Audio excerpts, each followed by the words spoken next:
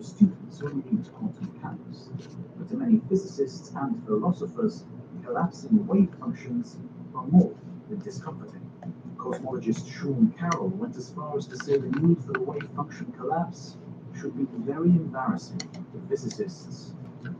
And so, other interpretations of quantum physics have been proposed, and the most controversial of these is something known as many worlds.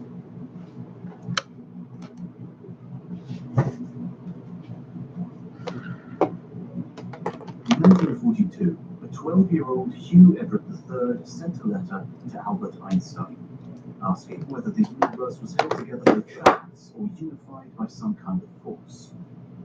Dear Hugh, there is no such thing as an irresistible force and immovable body, but there seems to be a very stubborn boy who has forced his way victoriously through strange difficulties created by himself for this purpose.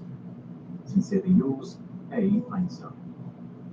And it was 12 years later, in 1954, that this stubborn boy came up with what would be his singular contribution to theoretical physics during a late-night drinking session, ruminating on the ridiculous things about the nature of quantum mechanics.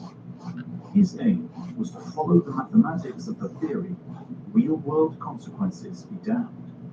He wanted to tackle the measurement problem head-on.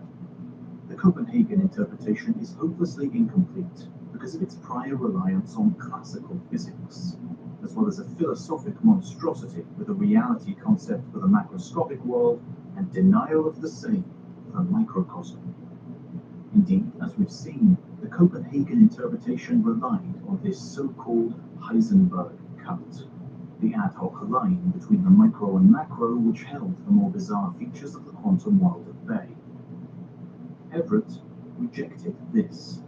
He threw the notion of wave function collapse out the window. Let's begin by thinking about an experiment in a laboratory. Once set up, traditionally the experimenter is distinct from their apparatus. They can influence the experiment by adjusting the temperature or magnetic field, but they are just an observer, not part of what is being experimented on. Everett realized, however, that this cannot be correct. The experiment is made of electrons and nuclei, each described by individual wave functions. In terms of quantum mechanics, this experiment is a superposition of all its wave functions. And so is the experimenter. To fully describe the laboratory, we need to consider the superposition of experiment and experimenter. The entire laboratory is a superposition of all the particles within. But if the experimenter is now coupled to the experiment through superposition, where is the collapse? The problems will only get worse from here. Everett realized that the experimental laboratory is not isolated, but is part of the universe. The total wave function, the universal wave function, should encode the properties of every particle in the universe. Within this universal wave function is all of the particles that make up you.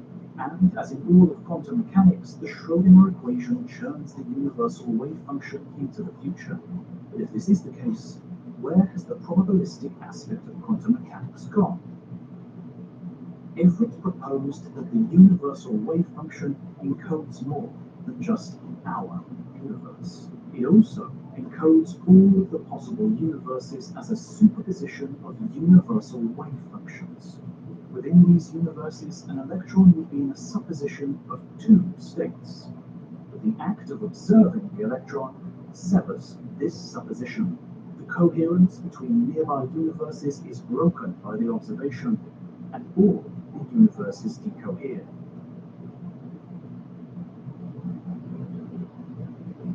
In some universes, the electron is found to be definitively in state A. In others, it is definitively in state B. And remember, you are in the universal wave function, so you in some universes measure the electron in A, and you in other universes measure the electron in B. Effectively, two separate universes have become distinct within the universal wave function. And this would happen at every quantum measurement, at every quantum interaction. Every probabilistic outcome in quantum mechanics is played out within the superposition of universal wave functions. Individual universes with distinct futures crystallize out of the ultimate superposition. In many worlds theory, the other universes are just as real as our own, and in some of them there are other versions of you. In nearby universes which hold coherence, these other versions of you are almost identical to the one you are experiencing. But in another universe, somewhat more distant in the mix and distinctly separated from our own, you are very different. In others, you don't exist at all. This feels very much like the level 1 multiverse we encountered earlier, with parallel worlds playing out. But in reality, in the level 3 multiverse, every branching universe can be its own level 1 multiverse, or even level 2. Infinities upon infinities, and more worlds beyond worlds. From Young's seemingly simple double-slit experiment, we have arrived at what Max Tegmark calls the level 3 multiverse. Removing the need for collapse of the wave function, we have ended up with an endless sea of parallel universes. Some physicists dismiss many worlds out of hand, calling it exceedingly wasteful. Nobel Prize winner Gerhard de Dooft went as far as to say it would be a stupendous number of parallel worlds which are only there because physicists couldn't decide which of them is real. And indeed, Everett's insights were largely ignored during his lifetime, after receiving the cold shoulder from much of the physics community and Niels Bohr himself. He left physics after completing his PhD, going on to work as a computer programmer, and dying of a heart attack at the age of just 51. But his ideas resonated with a new generation of physicists with a resurgence of interest in recent years. To some, many worlds represents the only realistic solution to the various interpretations of quantum mechanics, the only way to truly follow the science and explain wave function collapse. But there are still questions, not least of all, consciousness. What happens to the you that makes you as individual universes diverge? Are there two distinct versions of you, each now imprinted with the memories and experiences before the split? It is in such exciting playgrounds that philosophers love to play.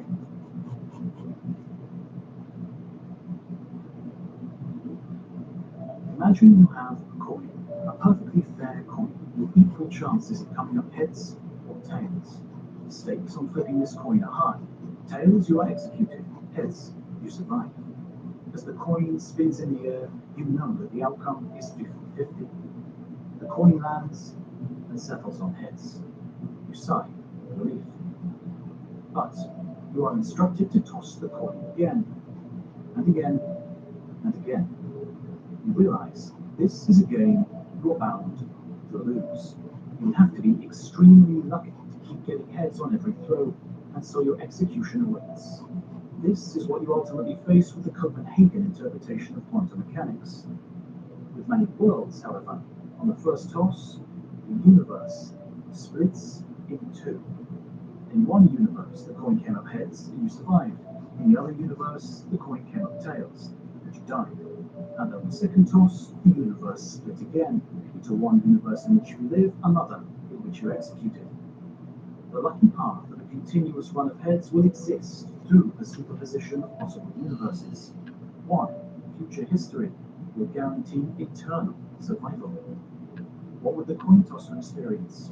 Will they find themselves on the lucky, immortal path? Given the mysteries of consciousness, nobody knows. It may seem that we have come to the end of our exploration of multiverse ideas. What possibly could contain more than the ultimate universal superposition of all possible universes? To get to this point, we have already rid ourselves of the usual understanding of reality.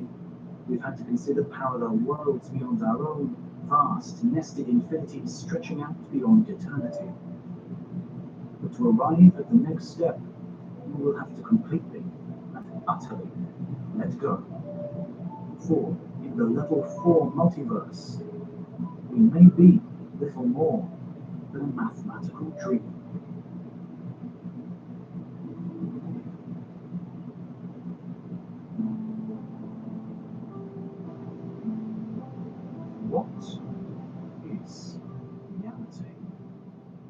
As you look around, it seems obvious. You are surrounded by stuff, some solid, some liquid, and some as ethereal as the air. But you should know by now that this reality is an illusion. If you peer closely enough, it is all made of atoms combined into various molecules, and we can strip back reality even further. Atoms can be dismantled into smaller pieces, particles such as electrons and quarks. Do these fundamental particles represent the purest representation of reality? Not quite, because we also need to include the ways these particles interact through the fundamental forces. Of course, all this is written in the language of mathematics, numbers and equations that describe reality. But where do the rules of reality exist? This might seem like a very strange question. Where could these rules, written in the language of mathematics, exist?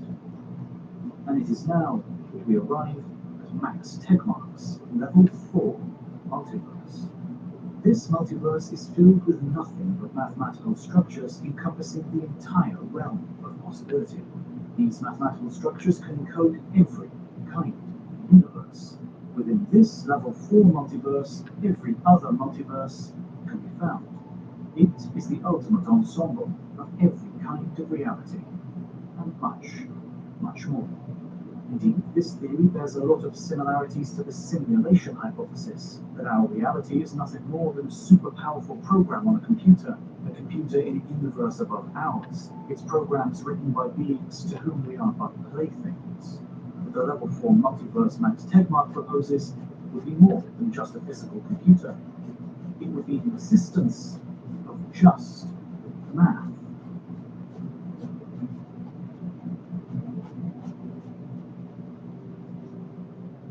And so, we now rest at the edge of speculation after speculation, theoretical reach after theoretical reach, the ultimate view of the multiverse. We started our journey by peering over the horizon and wondering what was beyond. We now find ourselves gazing at the meaning of reality and questioning our very existence. What is clear is that the multiverse is not a single concept. It is more a grab bag of ideas, some built on solid science, some almost science fiction. And so before we end our exploration, a word of caution. Discussions of the multiverse in the public arena often end in shouting matches. For some physicists, the multiverse seems inevitable. Ideas like eternal inflation are simply too alluring to be wrong. Other physicists are certain they are on the right path of end theory and the existence of the string theory landscape. Even the seemingly simple idea of wondering about dark energy and our cosmic horizon implies some kind of multiverse. Some still vehemently oppose the notion. To them, talking about multiverses that are forever beyond our grasp is unscientific. Ideas, they tell us, are only scientific if they are amenable to scientific scrutiny, and therefore parallel universes that will never be visible to telescopes or microscopes should be struck from science. But in truth, neither side holds the scientific high ground. In reality, our multiverse ideas are simply too early in development to truly question their scientific validity. Some of the foundational mathematics might be in place, but so many mysteries still abound. Questions like how universes crystallized out of eternal inflation remain unanswered. String theory is hugely popular, yet has no definitive proof behind it. The many worlds of quantum mechanics has some passionate backers, but remains just an interpretation. And Tegmark's mathematical structures of the Level 4 multiverse a little more than a dream. But none of this means that the multiverse will be forever off limits. With enough mathematical effort, we might find a crack into parallel worlds. We might find complex space-time structures akin to the idea of wormholes that will bring the seemingly unseeable to sight. Some have suggested that patterns may be written into the sky in the cosmic microwave background. These, they claim, might be the scars of universal collisions in the many dimensions of M theory. The cosmic microwave background could also give us suggestions as to whether our universe is flat and therefore infinite, or simply too large for us to see the curvature. The search continues. But for now, contact or evidence of these alternate worlds is little more than wishful thinking. We have no idea how theories will be developed into the future, and we simply have no idea if the multiverse will ever be spied through our telescopes or experimented on in our laboratories. In reality, the multiverse may be forever hidden.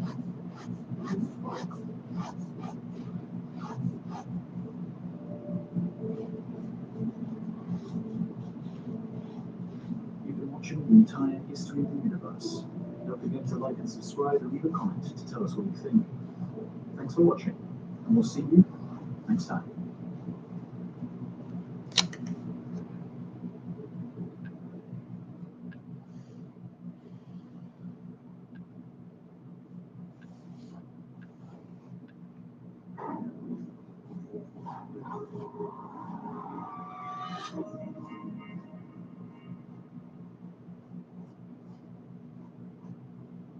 At first, you wouldn't notice anything. And then, suddenly, everything would change.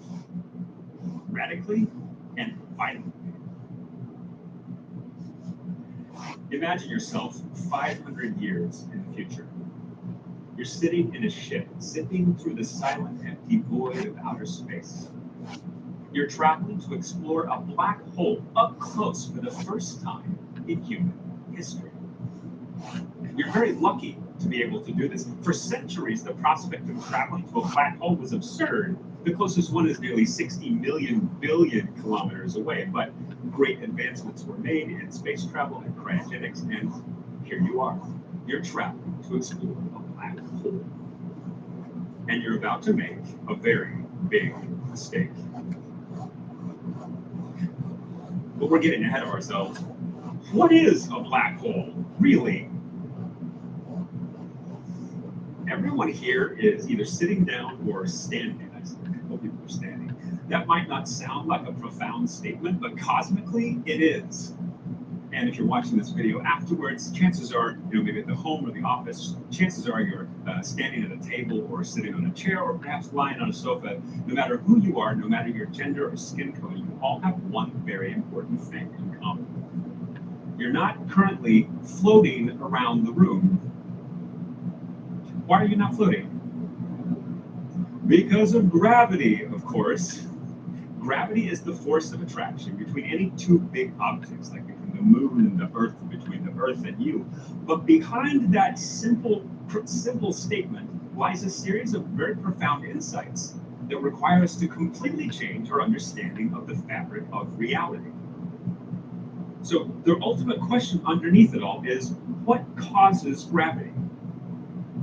So physics, as you know, this is the type of question, what causes gravity? This is the type of question that keeps physicists up at night.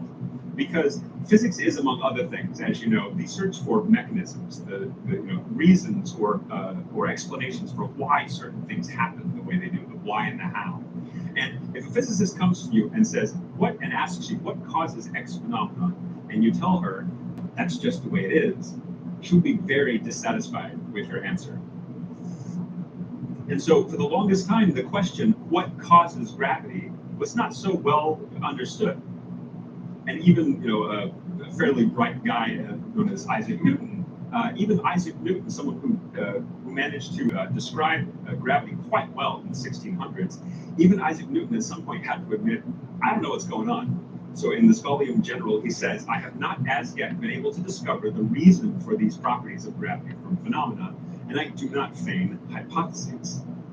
He's saying, yeah, my equations work really, really well, but the why, I have no idea why. And for the long time, people would say, okay, well, maybe gravity is just like a universal force, and that's just always been the way it is. And if you think about that, that's a little bit too close to that's just the way it is. It is not satisfying at all. And so what is that? What is the mechanism that keeps you seated in your chair and that keeps the moon orbiting around the Earth like that? For the longest time, again, this was not understood until Albert Einstein. And Albert Einstein needs no introduction. In 1915, he finally came up with general relativity, the general theory of relativity, and came up with a mechanism that explained how gravity actually works. And it required us to completely change our perspective on the nature of reality. And so the question is, what For example, when an apple falls from a tree, what is the apple falling through? Okay, the atmosphere, so maybe that's a bad example. But what about the moon? What is the moon falling through? Not really anything, right? But it's falling through empty space. But what is space? Again, the concept of space for a very long time was this notion that it was sort of like, there's different ways that people thought about it, right? But the concept of space for a very long time, you could think of it as the sort of background grid upon which things happen, right? So the space is not real in the sense of, like a moon or the earth or like a table or something like that. But if I want to, I can impose a grid upon it so that I can describe things in the physical world in a better way, in a more convenient way. Right? So I can impose a grid, like for example, lines on a chalkboard. If I want to make a grid so that I can better describe some, planets that are doing something with arrows, I don't know what that was. I just decided to draw it at a moment's notice. But that grid is there for it so to help me with my calculations, right? And it's sort of like an abstract thing, and it's so abstract that if I wanted to, I could actually choose a different coordinate system if I wanted to, right? As long as I am consistent about what I'm talking about, then it's totally going to be okay, right? We'll let this guy finish his work here, right? Great, very good. Oh, that's good too. Oh, beautiful. An artist. But again, so the space in a sense is this background grid. It's like this metric line.